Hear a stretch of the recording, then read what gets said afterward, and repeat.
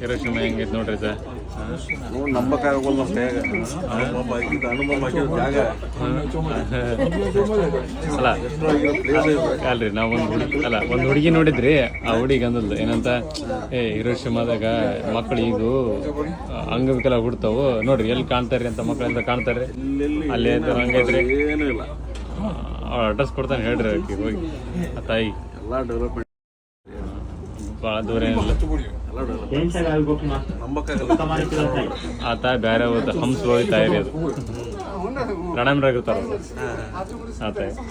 ಹಿರೋಶಿಮಾದಾಗ ಈಗ ಹಿರೋಶಿಮಾದಾಗ bomb ಹಾಕಿದ್ರಲ್ಲ, so ನಾಳೆ ನನಗೆ ಹುಟ್ಟ ಮಕ್ಕಳೆಲ್ಲ ಅಂಗವಿಕಲ ಹುಡ್ತಾವು, ಅದಕ್ಕೆ ಜಪಾನಿಗಿರೋರು ಬೇಡ, ನೀವೇನಾದ್ರು ಇಂಡಿಯಾಗೆ ಬಂದರೆ ಮದುವೆ ಆಗ್ತೀನಿ ಅಂತ ಅನ್ನೋದು ಹುಡುಗಿ. ನೋಡಿ ಹೇಳ್ರಿ ಹುಡುಗಿ ನೋಡ್ರಿ ಹೆಂಗೈತಿ ಜಪಾನ್ ಹಿರೋಶಿಮಾ.